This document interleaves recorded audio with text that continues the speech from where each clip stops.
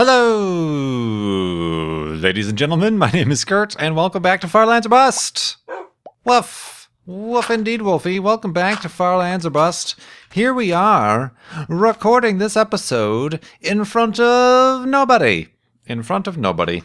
We will get to that in a moment, but this is episode 466 of Far Lands or Bust, and I was going to do something about this. But unfortunately, we are not able to. Let's actually, it's a little bit dangerous. So dangerous in these parts, these here backwoods. But I'm going to mark down a sign because this was going to be, and still will be, the hidey hole. Let's move Wolfie a little bit out of the way.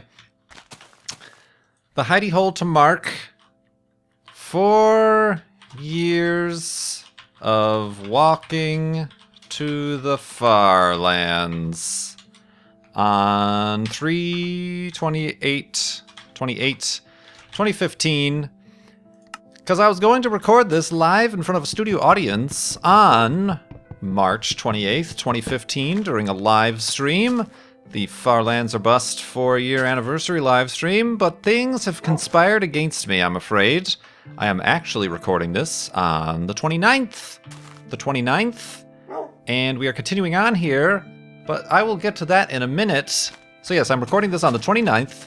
This is episode 466, and it will be published on Monday, March 30th, 2015. I wanted to just put down a sign in the event I am at some point in the near or distant future actually able to make an overviewer map. That is an entirely different problem that needs to be solved, but yeah, we're going to continue walking on here, and in spite of that, we did try. Here, let me give you the lowdown. The up down, the low down, the side down, the round around. We held a live stream on Saturday, March 28th. Started at noon Pacific time, 3 p.m. Eastern time. Went for about an hour. We started out by playing in the Far Lands or Bust world from the 292-202 monument. The first time we pressed F3 back in November of 2011. Played around there for a little bit, and then we loaded up the Canyon of Woe, which was really kind of crazy to even see the difference between the Canyon of Woe. That was from like episode 35 or something like that. There was a little bit of block offset, but not this much at all. And even at the 292-202 monument, there was significant offset. During that first Flobathon live stream, we kind of noticed it. I think Venom is the first person to have mentioned it on the stream. But even now, look at the difference we could compare. That's pretty crazy. So yeah, we went in there and kind of tooled around for a little bit at the Canyon of Woe. And then we went, what did we do then? Oh, then we were going to start looking at some old worlds that I used to play. The first one being Combat Canyon. If everybody remember Combat Canyon, after I started to play this Minecraft Let's Play as the Far Lands or Bust thing, I'm like, I should probably try to learn how to speak English. I should probably have a normal Minecraft Let's Play, a single player Let's Play, just to kind of, since this Far Lands or Bust thing has become not quite normal. So I played Combat Canyon. There was a good anecdote there about how Combat Canyon was actually going to be the first Minecraft Let's Play I did, but I messed up the recording, so I started over. So it very well could have been that Combat Canyon, that Minecraft world, could have been the Far Lands or Bust world, or I would have not been interested in walking to the Far Lands at all, because Combat Canyon, the spawn area, was very interesting. All this canyon, big canyons and things. So that's pretty cool. So we tooled around in Combat Canyon for a while, and then, ooh, speaking of neat stuff, look at this neat stuff. And then, oh my god, wow, this is awesome. Oh man, this would have been awesome to find on stream. But then on Saturday, lost the live stream. I still had internet. My internet was fine. It was just the live stream, and it seemed seemingly to Twitch, but in general, my upload was really hurting. Oh my gosh, look at this. This is awesome. Oh man, that is annoying. That is annoying as fudge. Let's take a screenshot maybe. With Wolfie in the picture? With Wolfie in the picture. And let's get a better photographic angle. photographic angle, I'll tweet this out and be like, look at what we missed on the live stream. Why, Wolfie? Nope, not really. Over here. There we go. He can hear me. Look at this awesome thing. This Spiritude. The Spire of failed live streams. But yeah, that failed. I tried to come back, couldn't come back, so we canceled it and rescheduled it for today, Sunday, the 29th. And actually, we were going for a good 2 hours. Started at the same time, 3 p.m. Eastern Time, and finished up in Combat Canyon. Then I went around after I tried to find, I forgot, early on, the Minecraft worlds were only World 1, World 2, World 3, all the way through World 5. You had a limit of 5 worlds. I forgot which one was my first, so we looked at some other ones that I don't think I'd ever showed on YouTube before. Not as important, not as memorable as the first world, but then we tooled around quite a bit in the first Minecraft world that I ever played on, before I even started YouTube. Large, sweeping swaths of nostalgia. Kind of some serious, I don't know if you've ever felt deja vu, but kind of like, ooh, wow, this is like really bizarre to really put myself, this is older than 4 years old. And to be able to see all these old places and be like, why did I build this way? Or this, that, or the other? Or, oh, I remember this. Or, this is where this happened. That was really cool. So we actually were in there quite a while. And then I loaded up the Farlands Bust world from the spawn point. There was a version that I allowed for fan download in June 2011 after we raised that first $820 for charity.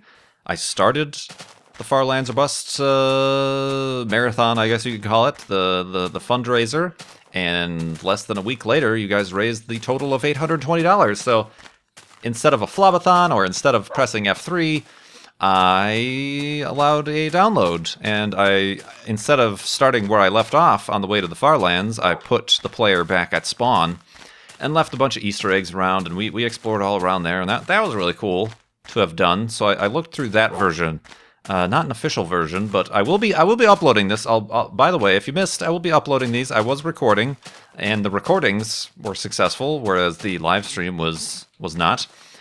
So I will be uploading all this, but right after that, I'm like, all right, I'm going to take a break. We already noticed some weirdness happening with the live stream. I'm going to take a break, and then we'll be back, and we'll record this live episode of Farlands Bust live in front of a studio audience, kind of like a little mini attempt at a flobathon, I suppose you could call it even. And totally lost the stream right when I pretty much said that. It has to do with my ISP. I'm still on the internet. I'm watching other people's live streams. I'm uploading stuff to YouTube fine. I'm browsing the internet as normal, both up and down. I'm talking in the chat on Twitch, but it's we as in myself and Wolfie hope that it's nothing nefarious on the side of my ISP. They might not be happy with my use of upward bandwidth, which I don't know, possibly buried somewhere in the terms and conditions. They have some sort of thing against it, but we'll see. We'll keep an eye. When I talked to support through the chat yesterday, the first guy was like, let me send a signal to your router, which resets the router, and then I lost the signal with him. That didn't help.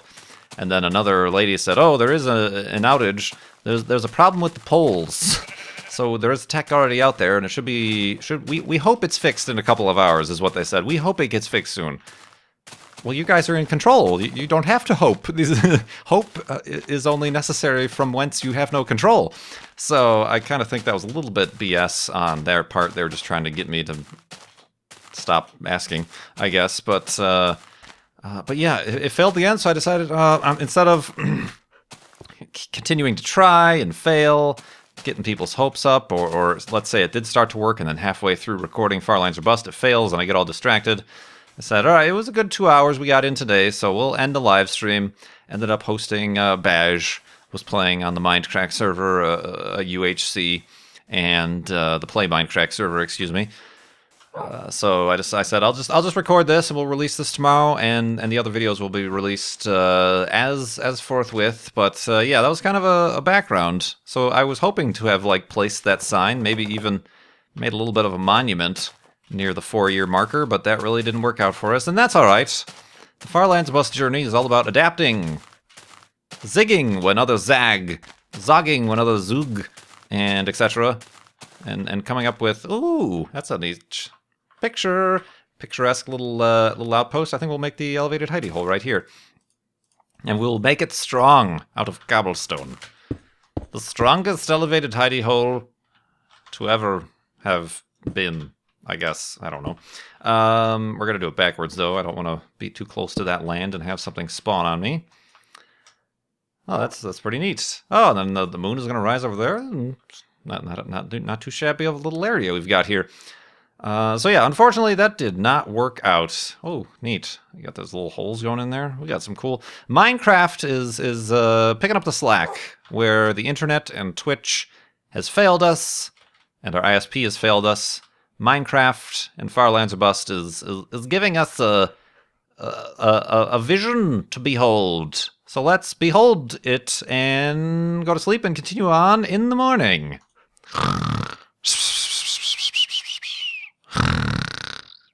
And a live stream failsness. Oh man. So yeah, that stinks. I'm as if not more kind of frustrated about it than I'm sure you are, but there was a good turnout. I suppose it's a weekend live stream. Those get more turnout than the weekday ones, but yeah, I do appreciate everybody checking that out and really celebrating the 4 years of Far Lands or Bust. And we'll continue onward and forward. I do have to get that figured out, however, prior to us actually reaching the Child's Play charity fundraiser goal and doing an actual flobathon, because we can't have a flobathon breakdown after the first 2 hours. That would not be good. So we'll have to see what we can do about that. I am not sure how much can be done. Hands are a little bit tied here, but anyway, we're continuing on here. And speaking of the Child's Play charity, we, in spite of the issues with the live stream, got a lot of generous donations to Child's Play charity. We are up to, just in the last episode, we just happened to pass $33,000. But now we are almost to $34,000. We're up to $33,970. Possibly more since I've last checked and started recording this. But I do appreciate all the donations, all those going directly to childsplaycharity.org, helping get toys, books, and games to kids in hospitals around the world. As I mentioned, that first Farlands of Bust World download was provided after the first $820 were raised, and now it is upwards and beyond $260,000 that has been raised through Farlands of Bust alone since that time. I do appreciate it, and hopefully more of that in the future if the live streams are a lot more reliable for us. Boom! Careful, Wolfie. I said careful, Wolfie. So yeah, thank you very much for that, and I do have a bunch of questions here from those who donated in most response during the live stream. I was going to take questions or input from the live chat, but that's obviously not going to happen right now because we are not live. We are not live.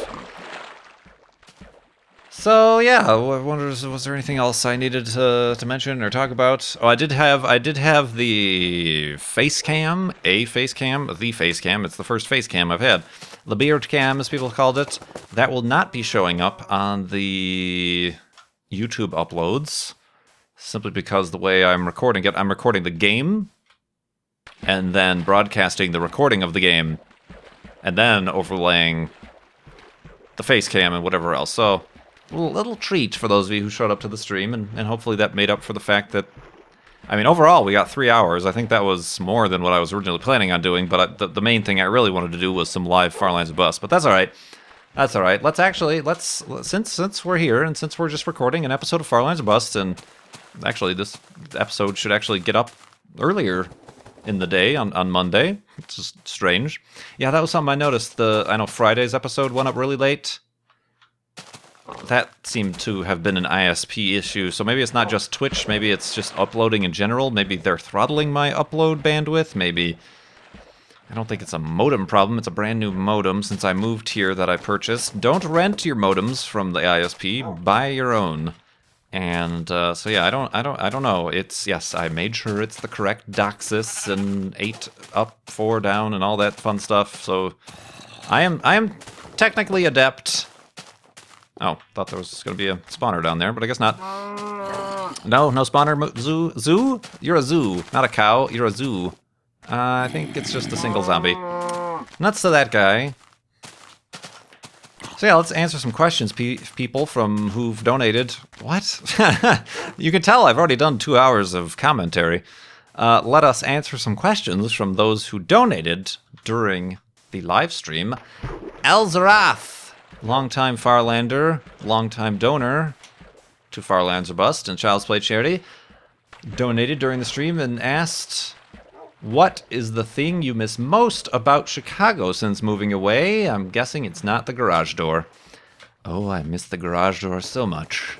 Its gentle hum, shaky breakiness that sounds like it's coming through my office floor. Family, obviously. Familiarity and people, you know, the people around. I've got, I feel a little bit, hard not to feel a little bit, I suppose, guilty for, like, moving away. I've got, like, grandparents and, obviously, Goober, nephew, and stuff that, not able to see as much, or during, you know, I did, during holidays and things like that, so, I feel, it's hard to say, it's hard to put into words. I feel bad. I know they're happy for me for doing this thing. That's kind of just like, now's the perfect time. If anything, it'll just be like, oh, remember that time we lived in this place. We moved a long distance and lived there for a long time, ... Would be kind of a little adventure at this time. So, yeah, I suppose I'll go with that. Obviously, we talked a lot about food, the museums and stuff. But yeah, overall probably family and just kind of there is a, it does seem like, for better or for worse, that the vast majority of people in the Chicagoland area seem more like your people. Does that make sense? It seems more familiar because those people seem to have been raised and or grew up with or are used to the same things. You know, it's kind of like a little mini subculture, as I'm sure you can... Oh god, careful, Wolfie. As I'm sure you can, just a regional culture. There's no culture shock. It's not like I've moved to a different country entirely with different languages and completely different cultures and traditions and foods and things. But it's a little bit. It's a little bit of a culture distance. It's hard to say. It's hard to say the way people in the new place react or act or respond or think about things is always going to be a little bit. Oh, that's not normal. That might not be. There's some people around here who are from the Midwest where you're like, oh yeah, okay, I can relate more to this person, sort of thing, even if it's just a little bit superficial. So a lot of things like that, I suppose. But yeah, thank you very much, Elzarath, for the question and donation to Child's Play Charity. Delta Whiskey, yet another frequent Farlander. Any plans to / did you end up watching this weekend's Formula One from Kuala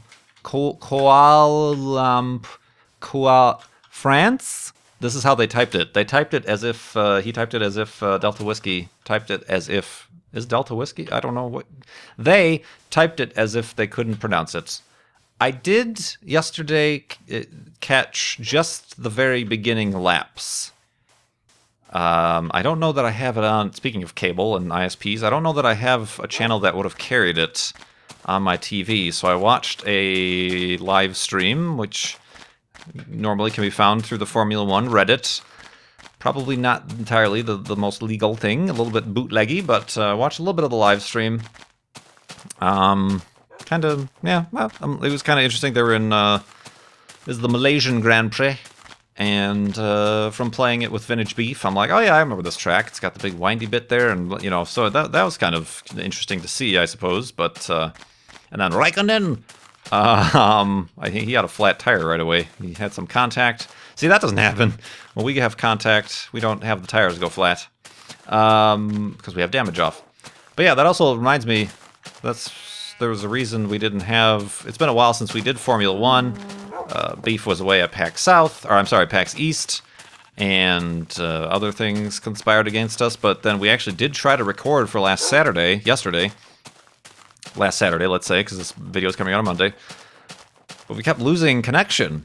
It seemed like he kept losing connection, and for a while we were blaming it on his internet. Now I'm starting to think maybe it was my internet, because that was about the time that I did start to have problems uploading that flob, and then rolled over into Twitch and stuff, and so it might have been my fault altogether. And yeah, we can't, obviously, racing games suffer the most from disconnection and lag issues, so we're gonna try again for next Saturday. But yeah, Formula One, didn't watch a lot of it. I don't know if I could watch an entire race. I could, but they're short. They're definitely shorter than like NASCAR races and things. Almost a little too short, in my opinion. Gained some length, Formula One races. Woof, Wolfie agrees. But yeah, let's make another stone elevated hidey hole here. And then we continue in the morning and continue asking and answering. Yeah, I can actually kind of feel a little bit in my throat. Too much talking today. Too much talking, man. Let's go to sleep and continue in the morning. No, we can only sleep at night. Come on. Set, you dang sun. I think when it touches... Not touching. When it touches the water, we can sleep.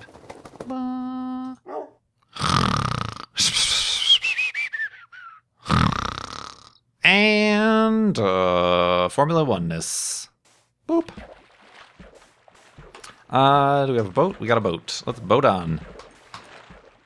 Let us boat on indeed. Greg Tor, I'd like to know what places you normally take Eva for a walk. Are there parks or just sidewalks? Normally sidewalks for a walk. Do 2 walks daily. In the morning and in the evening. It's kind of still, you know, just had her for less than a month-ish, I guess, right about now. Still getting used to each other. It doesn't seem like she likes walks as much as she likes. We would instead normally go out and play frisbee. Frisbee is a way to really get like her energy out, as opposed to a walk. She's just kind of lags behind, and she seems to get either bored or tired really soon, and then like you gotta start to kind of pulling on her. So yeah, she's really like a great dog, as far as, you know, a lot of people walk their dog or have had problems walking dog where they're constantly pulling in every which way direction. That's bad obedience or whatever. And she, for the most part, stays behind and or to the side. Mostly behind, trying to fix that a little bit by pulling her forward so she stays by my side, because otherwise I end up kicking her with my heels. She is a healer, a red healer, so that is kind of what they're used to. And also she will not have anybody walking behind her. You have to walk in front of her. Like if you're behind her, she's like, nope, she turns around and waits. So yeah, that's just kind of the nature of the herding type of dog, is that they're always behind the animal that they're herding, so that's what they're used to. Or just what's ingrained in their behavior. So yeah, and I hope that doesn't, you know, translate. One of the reasons Scott, a Australian cattle dog, is that they're pretty active. They're quite active. They have a good endurance, obviously, for herding cattle over long distances, and they tend to be good hiking dogs, hiking companions. Right, Wolfie? He's like, I'm not having any of this. You're talking about another dog.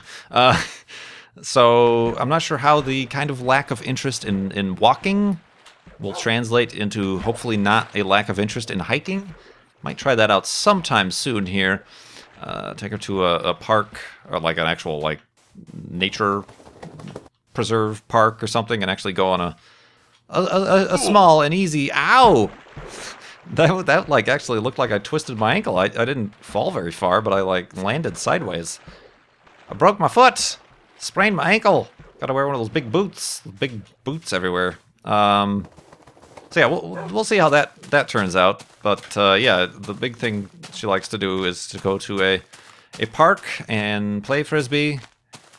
That she'll just keep on doing until beyond the point that she's worn out. She'll keep wanting to play frisbee. Ball. She'll also play fetch with a ball. I got a ball, but tends to enjoy the frisbee because she can catch it out of midair, which she seems to enjoy. So yeah, there goes that.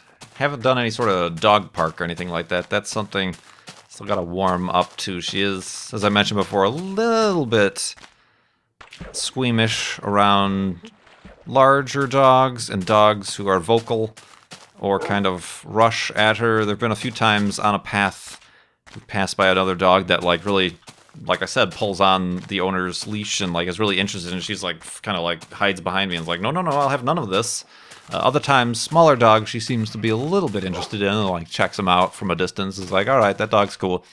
So we'll see about the dog park. I'm also a little bit wary of myself around other dog owners. It's kind of the reason why I've never had any sort of envy for a parent having to take their kid to school, because then you have to deal with other parents in the school. It's like, no thanks. Just no. But yeah, we'll see about that. Still a whole new experience for all of us here, both Eva and myself. Like I said, never owned a dog before, so interesting stuff. From Herman, apparently the 1,000th donation to Child's Play charity this season. Herman, what is your opinion of clowns, circuses, circi, and other such arts? Arts? Really? We're calling them arts now? Clowns? They're okay. I know some people who are terrified of clowns. I don't have the terror of clowns. I think I did go to a circus as a kid once with my aunt. It was one of the Ringling Brother circuses or whatever, kind of in an arena. And it was really strange. It was all normal stuff, you know, okay, the elephants running around, which I hear recently has been, they say they're not going to train elephants anymore because it's cruel or whatever, but that's, which I would agree. Did the whole normal circus type stuff, but then there was the guy with the alligators. I think it was with the alligators. Yeah, with the alligators. There's a guy with the alligators in the ring. He's doing his alligator taming routine. And then this big buffalo type creature busted out from the back and started running around wild and rampant. Didn't like cause any damage. It just kind of seems like it got out of its cage or something. I don't know what it was. I don't know if it was a buffalo or some sort of bison-like creature. I don't even remember them incorporating it into the show at all. And then the guy with the alligators had to stop his act, and a bunch of people had to like wrangle up this buffalo-like creature. It might have just been a cow for all I know, but what do I know? I was like 7 years old. But that was the highlight. The highlight of the circus for me was when things apparently went wrong. But then it was just like a little thing. Oh, okay, the buffalo got out. Okay, put it back, and they restarted or continued on with his alligatory routine. It's the little things that the kids remember. So so parents out there, you're all worrying about giving your children these fantastical experiences, to traveling to different lands and enjoying different events and cultural activities. They won't remember any of this. They'll remember when the dumb buffalo broke loose and interrupted the alligator routine. Won't remember anything about the alligator routine. Oh man. That's a puzzle for you to solve. Wolfie knows. But yeah, let's do that and answer a question from Custard Duster asks, do you have moments that you remember feeling large amounts of nostalgia, and if so, spin us a yarn? Well, there you go. I just spun you the yarn about my experience at the, whatchamadoozit, the circus, where the buffalo got loose. But yeah, this came up during the live stream, I suppose. I was talking about in the first Minecraft world. I don't even think it was the first Minecraft world. It was one of the other worlds that I loaded that I forgot I even had, and I'm like, oh god, I remember this. That was, and like the music was playing. We were in like a cave, I think, or something, and it just reminded me of like the first times playing Minecraft in a cave, and just that By the way, as we were playing Minecraft in these old worlds, Minecraft is hard. Like this version of the game, before version 1.8, the game was really hard. Like food didn't stack, and like your health didn't regen. You had to have food. Like I noticed when I was loading up all these worlds that I didn't leave the worlds in any sort of like good condition. Like I would load it back up and I'm like, oh great, I have a stone sword and nothing else. Not a single torch, not a single piece of food. I've got half health, no armor, and yeah, there were just like lots of mobs. You could avoid the skeleton shots, which was kind of fun, but they still hurt pretty hard when they hit. And it was really dark. You couldn't change the brightness, but the game was really hard. I don't know why they had. There was a lot of tweaking to the difficulty. They made it, oh, all the diamond armor became too easy, and then, oh, enchantments made it too easy. Oh, then they have to scale the difficulty up, and I think it was in a sweet spot for quite a long time before the 1.8 update. Sweet spot. So yeah, I was mentioning during the live stream, which you'll hopefully check out when it goes up on YouTube. If you haven't had a chance, or I know there's a lot of people who have just started, or even just in the last few years started playing Minecraft, load up, make a profile on your launcher in one of those early beta builds. Maybe not alpha. Alpha might be a little bit too simplified for you, but like beta 1.7.3 even, or beta 1.5 or something, or 1.6, and just try it, and it's a completely different experience, and it's really just brings the game down to its core and really doesn't complicate it, like I said, with all these other things, and preferable even in my opinion, I'm afraid to say, but yeah, that was really cool. But yeah, the feelings of nostalgia, that sort of stuff, yeah, it's more, I haven't in a while, but I don't know, has any of you ever gotten like the legitimate deja vu feeling? Like that makes you almost sick to your stomach. Like it feels like, oh, I just had this dream like yesterday, and oh no, this is happening the same, and like you just like get a little bit dizzy and tunnel vision. I've read about this, and it is actually somewhat connected to seizures. It's not so much that there's deja vu; it's just a part of your brain is kind of like wigging out and triggering the chemical that makes you think.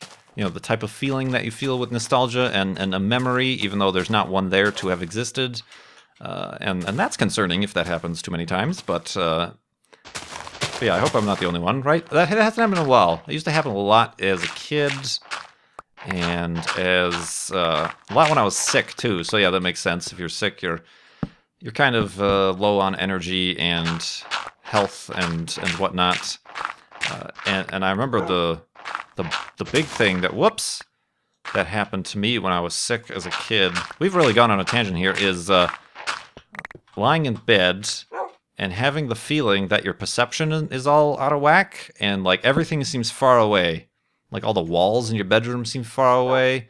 You can hold out your hand, and your hand seems like it's 20 meters away, and that's like a really gross feeling. And that's another thing I've looked up. There's actually like a name for that physiological, psychological, whatever it's called, condition that causes that. It's really wacky. It's wacky, wild stuff, ladies and gents.